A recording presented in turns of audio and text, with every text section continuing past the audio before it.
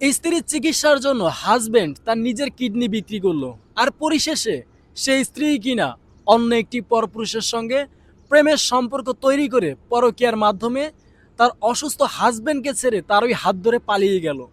পরিশেষে সে মেয়েটির সঙ্গে কি ঘটেছিল শুনলে হয়তো আপনার চোখেও পানি চলে আসবে। সো প্রিয় দর্শক শ্রোতা, আজকের ভিডিওটি দেখা মাত্রই অনেক বেশি শেয়ার করবেন, যাতে করে আপনার একটি শেয়ারের মাধ্যমে অন্য একটি বোন এই ভিডিওটি দেখতে পারে। যারা এই ধরনের ভুল করবে বা এই ধরনের ভুলের সঙ্গে জড়িত, তারা যেন ভিডিওটি দেখে অনেক বেশি সচেতন হতে পারে। সো যাই হোক, গল্পের শুরুটা এভাবে ছিল। একটি ছেলে ও মেয়ে যাদের সম্পর্কটা ছিল মামাতো ভাই বোনের, তবে তাদের দুই ফ্যামিলি সিদ্ধান্ত নেয় তারা সম্পর্কের মধ্যেও একটি নতুন সম্পর্ক তৈরি করবে। কথা হচ্ছে, তাদের দুই ফ্যামিলিরই আর্থিক বা ফ্যামিলিগত যে ব্যাকগ্রাউন্ড সেটা যথেষ্ট খারাপ ছিল। তারপরেও তারা সিদ্ধান্ত নিল যে তারা একটি নতুন সম্পর্ক তৈরি করবে। যেই ভাবা সেই কাজ। তাদের মধ্যে পারস্পরিক যে বিবাহ বন্ধন যে বিষয়টা, সেটা হয়ে গেল। এভাবে দেখতে দেখতে 1-1.5 বছর কেটে যায়। অভাবের সংসারও তাদের মধ্যে ভালোবাসা ছিল। মেয়েটি এসএসসি পাশ করেছিল, তবে ছেলেটি তেমন কোনো পড়াশোনাই করেনি। সার্টিফিকেট বলতে কেবল 5 পাস করেছিল। একটা সময় পর ছেলেটি সিদ্ধান্ত নিল সে জীবিকার তাগিদে ঢাকা শহর চলে যাবে। তাই সে যেই ভাবা সেই কাজ, সে তার ওয়াইফকে নিয়ে ঢাকায় চলে যায়। কিন্তু যেহেতু সে পড়াশোনা জানে না, পড়াশোনা করেনি, তাই সে ঢাকার গুলিস্তান একটি ভাড়া বাসায় থাকা শুরু করলো। সেখানে কর্ম বলতে সে অটো, কখনো ভ্যান, কখনো এইটা ওইটা চালিয়ে যে সংসারটা সেটা চালাতো। অভাবের সংসার ছিল, নুন আনতে পান্তা ফুরাতো। তবে তার ওয়াইফের তেমন বেশি চাহিদা ছিল না। তার যতটুকু চাহিদা, তার হাজব্যান্ডের আয় উপার্জন সব কিছু বুঝে সে সেভাবে তার হাজব্যান্ডের কাছে চাহিদা প্রকাশ করত। একটা পর্যায়ে মেয়েটিও সিদ্ধান্ত নিল সেও কাজ করবে, কারণ তার হাজব্যান্ডের একার এই টুকিটাকি উপার্জন দিয়ে তাদের দৈনিক যে দিন আসে দিন যায় সেটা অনেক বেশি হিমশিমে কেটে যায়। তাই সে সিদ্ধান্ত নিল, যেহেতু সে এসএসসি পাশ করছে, সে যে কোনো একটি গার্মেন্টসে জব করবে। একটা পর্যায়ে অনেক ঘোরাঘুরির পর একটি গার্মেন্টসে জব পেল। মেয়েটিও দেখতে শুনতে মাশাআল্লাহ অনেক বেশি সুন্দরী ছিল। মেয়েটির বয়সও আনুমানিক 18 থেকে 19-এর মধ্যেই ছিল। তাই সে যে অফিসে জব নিল, একদিন 2 দিন, 1 মাস 2 মাস করে প্রায় 6টা মাস সেখানেই কাটিয়ে দিল। এরই মধ্যে তার হাজব্যান্ড আগের মতোই অটো, কখনো ভ্যান, কখনো রিক্সা এভাবেই চালাতো। তবে মাস শেষে দেখা যেত তার ওয়াইফের যে উপার্জন সেটা দিয়েই তাদের সংসারটা খুব ভালোভাবেই চলে যেত। এরই মধ্যে মেয়েটির অফিসে যে বস ছিল, তার চরিত্র একটু খারাপ ছিল। তার চোখে মেয়েটিকে ভালো লেগে যায়। সে প্রায় সময় মেয়েটিকে প্রস্তাব করত। দুপুরে লাঞ্চের সময় সে মেয়েটিকে নিয়ে বিভিন্ন রেস্টুরেন্টে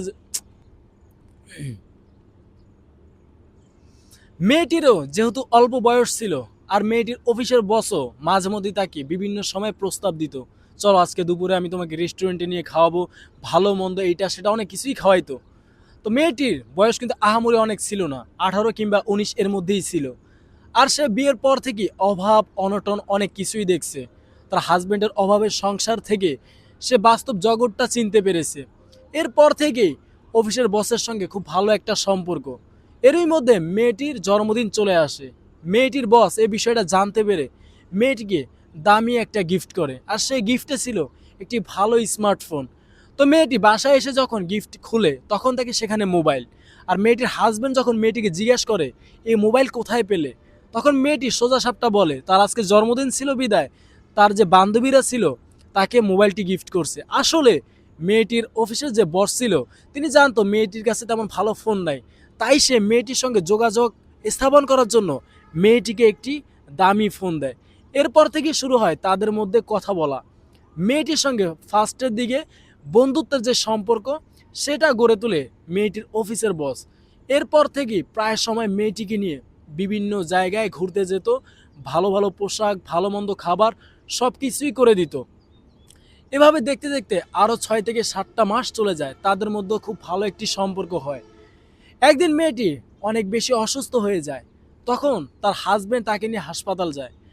একটা পর্যায়ে রিপোর্ট চেক করার পর ছেলেটি জানতে পারে মেয়েটি অনেক বেশি অসুস্থ।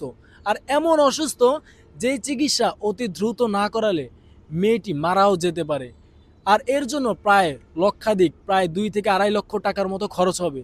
ছেলেটির মাথায় যেন আকাশ ভেঙে পড়ল। তার হাতে তেমন টাকা পয়সা কিছুই ছিল না। সে ওর কাছ থেকে টুকিটাকি চেয়ে কিছু টাকা নিল। কে বা তাকে টাকা দিবে? তার তো ব্যবসা নাই, তার তো এমন কিছু নাই তাকে দেখে যে মানুষ টাকা দিবে। সে ভ্যান চালায় গুলিস্তানে। একটা পর্যায়ে সে বাধ্য হয়ে বাড়িতে গেল। বাড়ি গিয়ে তাদের ঘরের পাশে কিছু জায়গা ছিল, সে সব কিছু বিক্রি করে দিল কেবল তার স্ত্রীর চিকিৎসার জন্য। একটা পর্যায়ে দেখলো তাও যেই টাকাগুলো প্রয়োজন তা কভার হচ্ছে না। তাই সে সিদ্ধান্ত নিল তার একটি কিডনি সে বিক্রি করে দিবে। একটা পর্যায়ে যেই ভাবা সেই কাজ, সে তার কিডনি বিক্রি করে টাকা ম্যানেজ করে একটা পর্যায়ে সে তার ওয়াইফের চিকিৎসা করালো। এর মধ্যে আরও কয়েক সপ্তাহ কেটে যায়, কিন্তু মেয়েটির যে পরকীয়ার প্রেমিক ছিল সে একটা বারের জন্য মেয়েটির সাথে যোগাযোগ করার প্রয়োজন মনে করে নেয়। সে ভাবলো আপদ বিদায় হয়েছে। তো এভাবে যখন আরও কয়েক সপ্তাহ কেটে যায়, এরই মধ্যে মেয়েটির হাজবেন্ড অনেক বেশি অসুস্থ হয়ে যায়। যেহেতু কিছুদিন আগে সে তার একটি কিডনি বিক্রি করে দিল, কিন্তু তার ওয়াইফ কোনোভাবেই বিষয়টা জানতে পারলো না। একটা পর্যায়ে মেয়েটি যে তার পরকীয়ার প্রেমিকের সঙ্গে আবার পুনরায় যোগাযোগ শুরু করে দিল, আগের মতো কন্টিনিউ কথা বলাও শুরু করে দিল।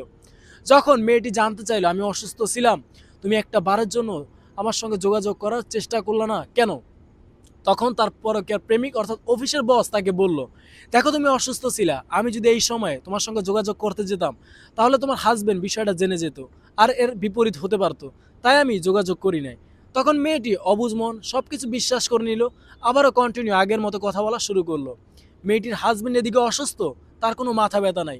মেয়েটির হাজবেন্ডও বুঝতে পারলো তার ওয়াইফের অন্য কারোর সঙ্গে প্রেমের সম্পর্ক তৈরি হচ্ছে। তাই সে তার ওয়াইফকে একদিন নিরালায় জিজ্ঞেস করলো, তুমি কি আমি ব্যতীত অন্য কোনো পুরুষের সঙ্গে কথা বলো কিংবা সম্পর্কে জড়িয়েছো?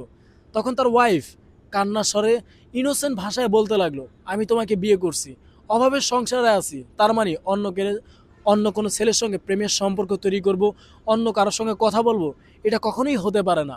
তার হাজবেন্ড কোনোভাবেই নিজেকে বিশ্বাস করতে পারছিল না সে যে নিজের চোখে দেখতে পাচ্ছে তাকে আদৌ সত্য নাকি মিথ্যা। তো যাই হোক, এরই মধ্যে ছেলেটি ওয়াইফ বিষয়টি জানতে পারে যে তার হাজবেন্ড তার চিকিৎসার জন্য নিজের কিডনি বিক্রি করে আজ অসুস্থ। আর সে এটাও বুঝতে পারে যে তার হাজবেন্ড হয়তো জেনে গেছে বা বুঝতে পারছে সে অন্য কোনো ছেলের সঙ্গে কথা বলছে। তাই সে তার পরকীয়ার প্রেমিককে কল দিয়ে সেদিন রাতেই বলল, দেখো আমাদের তো অনেক দিনের সম্পর্ক, অনেক দিন ধরেই কথা বলছি, চলো আমরা বিয়ে করে ফেলি, নয়তো বা আমার হাজবেন্ড সব কিছু জেনে যাবে, আর তারপর আমি তোমার সঙ্গে আর কখনোই কথা বলতে পারবো না। আর এই কথা শোনা মাত্র তার অফিসের বস বিষয়টা নিয়ে অনেক ভাবলো, আর এটা মনে মনে চিন্তা করলো, যেহেতু মেয়েটি অল্প বয়সী, তার সঙ্গে প্রেমের সম্পর্ক তৈরি করছি, এখন তাকে মাত্র ব্যবহার করে একটা পর্যায়ে তার থেকে দূরে চলে যাব। আর যেহেতু অফিসের বস অনেক বেশি টাকা পয়সার মালিক, তার কাছে এটা একদম নর্মাল কেস ছিল। তাই সে বলল, আচ্ছা আমি আজকে রাতে ওখানে অপেক্ষা করব, তুমি অমুক জায়গায় সব কিছু নিয়ে চলে আসবা। মেয়েটির অল্প বয়স, সে আর অন্য কোনো কিছু চিন্তা করলো না, কারণ সে হাজবেন্ডের সংসারে যে অভাব দেখেছে, এরপর পরই সে ওই পরকীয়ার প্রেমিকের কাছ থেকে যে ভালোবাসা কিংবা কেয়ারিংটা দেখেছে, ভালো মন্দ যে সময়গুলো পার করেছে, তারপর তারপর থেকেই তার কাছে মনে হয়েছে তার পরকীয়ার প্রেমিক তার জীবনের সেরা। অথচ সে একটাবারের জন্য চিন্তা করলো না তার হাজবেন্ড শত অভাবের মধ্যে থেকেও তার চিকিৎসার জন্য টাকা জমাতে না পেরে নিজের কিডনিটাই বিক্রি করে দিল। এগুলো সে কোনো কিছুই চিন্তা করলো না। একটা পর্যায়ে সে তার ওই পরকীয়ার প্রেমিকের হাত ধরে অসুস্থ স্বামীকে বিছানায় ফেলে সে চলে যায়। একটা পর্যায়ে বিবাহ ছাড়াই সে তার প্রেমিকের সঙ্গে অনেক কিছুই হয়ে যায়, যেটা কিনা আপনারা ভালো করেই বুঝতে পারছেন। ওই ছেলেটি মেয়েটিকে ভালো করে ব্যবহার করে। একটা পর্যায়ে মেয়েটি ওই ছেলেকে বারবার বলে, তুমি আমাকে বিয়ে করবে কবে, আমরা তো অনেক দিন হয়েছে বাড়ি ছেড়ে এসেছি।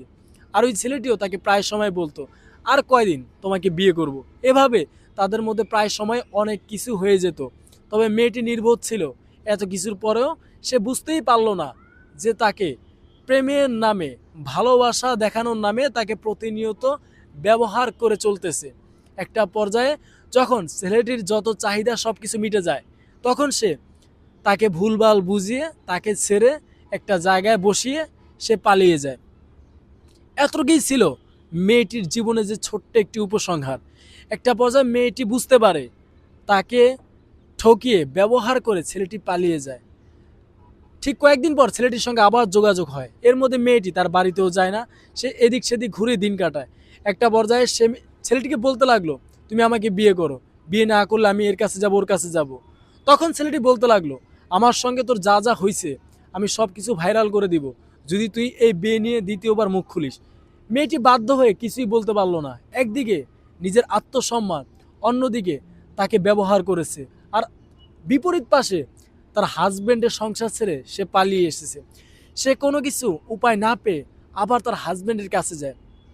তার হাজব্যান্ড তাকে দেখা মাত্রই হাউমাউ করে কান্না করতে করতে বলতে লাগলো, তোমার জন্য আমি কী বা করি নাই, তোমার জন্য আমি আমার শরীর থেকে নিজের কিডনিটাও বিক্রি করে দিছি।